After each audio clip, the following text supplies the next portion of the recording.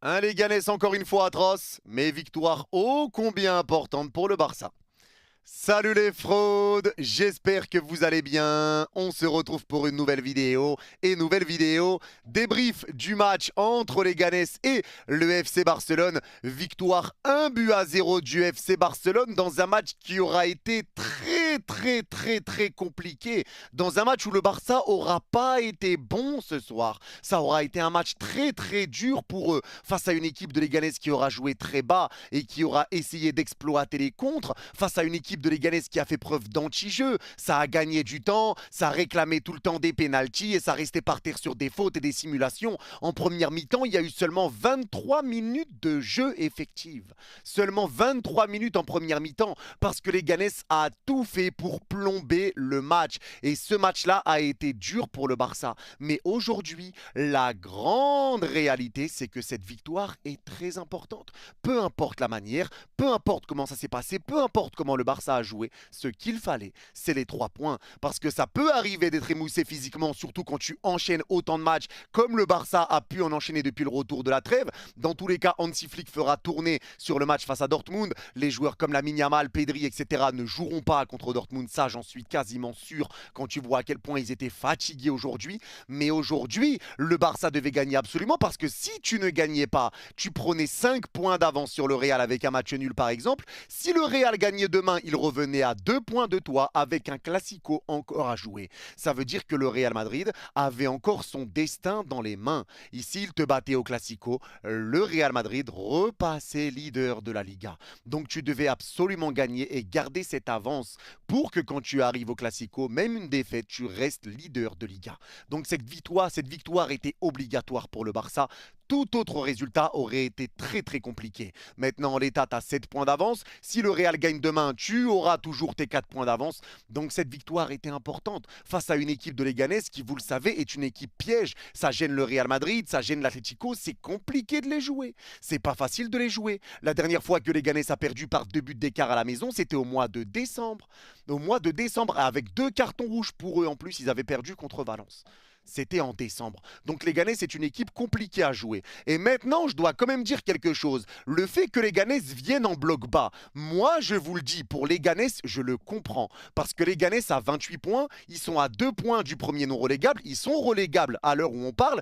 Donc que tu viens bloc bas pour essayer de gratter un point qui peut être très important, sur ça, je le comprends. Il n'y a pas de problème. Ça, je vous le dis, qu'ils viennent en bloc bas, etc., qu'ils essayent de contrer, il n'y a pas de souci. Pour moi, c'est totalement normal.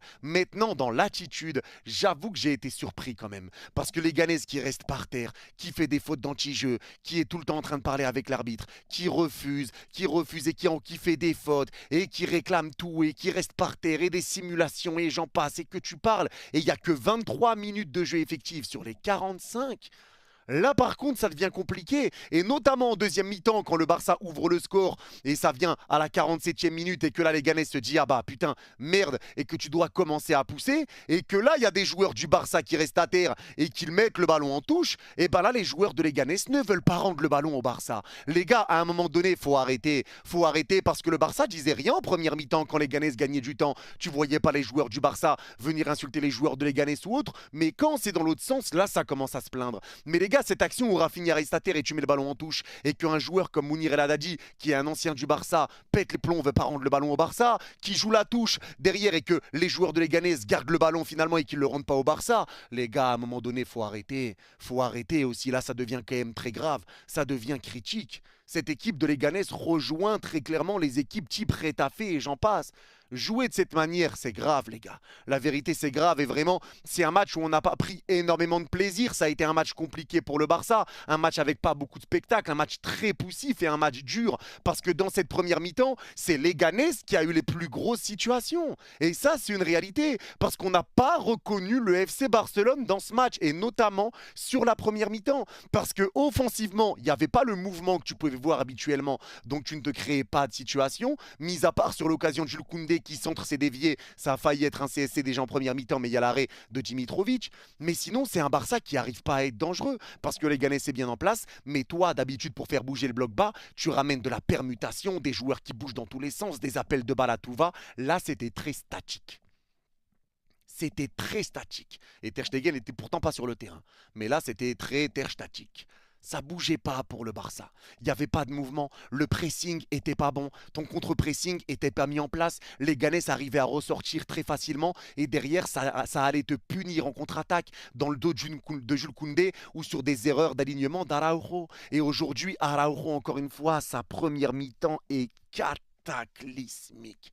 Cataclysmique, Araujo, il n'y a rien qui va parce que Araujo n'arrive pas à comprendre le positionnement qu'il doit avoir dans cette défense du FC Barcelone. Il s'aligne mal, des fois il est beaucoup trop bas, des fois il était trop haut et des fois il se mettait à presser, tu sais pas ce qui se passait dans sa tête, la défense est alignée, Araujo se met à monter sur le porteur de balle, une passe latérale, plus d'Araujo, gros trou et les Ganes se retrouvent avec un espace et un boulevard dans l'axe. Et heureusement que tu avais des gros retours, hein, des retours défensifs de Koundé à l'épaule, des retours d'Inigo et Inigo, on va en parler après.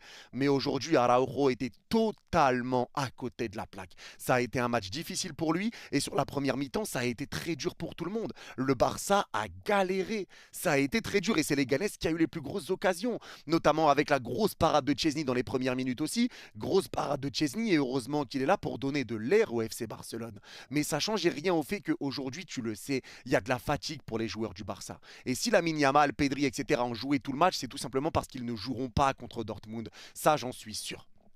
J'en suis sûr, ils joueront pas contre Dortmund. Je peux pas les laisser tout le match comme ça en voyant qu'ils sont quand même émoussés, que c'est compliqué. Lamine Yamal, c'est 23 ballons perdus aujourd'hui. 23 ballons perdus. Ça a été un match très dur pour Lamine. Tu l'as pas vu, il n'a pas réussi à gagner ses duels. Ses passes n'étaient pas bonnes. Même Pedri a eu beaucoup de déchets. C'est pareil pour Rafinha. Les passes n'arrivaient pas à destination. Il y avait un Lewandowski qui était totalement fantomatique dans ce match. Lamine Yamal était pris, il n'arrivait pas. Il perdait tous ses duels. Il perdait tous ses ballons. Ses passes n'étaient pas bonnes. Ses dribbles n'étaient pas bons, ses contrôles ça a été dur, Pedri a raté aussi des passes, mais comme il n'y avait pas de mouvement, et ben forcément, si le collectif ne brille pas, individuellement c'est compliqué parce que ce qui doit rayonner en premier dans cette équipe barcelonaise, c'est comme avec le PSG.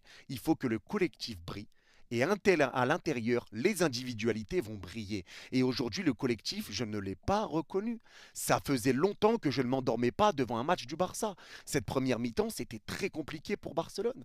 Tu n'arrivais pas parce que tu mettais pas de mouvement, pas de pressing, pas de contre-pressing et tu étais mal en point et tu n'étais pas bien placé défensivement. Et c'est pour ça qu'en deuxième mi-temps, Hansi Flick fait un très bon changement. Et encore une fois, lui, c'est un top coach parce qu'il faut dire la vérité. Quand lui il voit que quelque chose se passe mal, il comprend directement ce qu'il doit faire pour changer des choses. On en parlait sur le live. À la mi-temps, ça nous le disait justement avec Riquin qui nous disait « Moi, franchement, je sortirais à Araujo, je ferais descendre Garcia et je mettrais De Jong au milieu de terrain. » C'est ce qu'il a fait.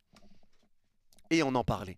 Mais il le voit, Hansi Flick. C'est un coach qui n'hésite pas à réagir. Quand il voit que quelque chose se passe mal, il réagit. Et l'entrée de Frenkie de Jong au milieu de terrain, bizarrement, aura fait énormément de bien au Barça.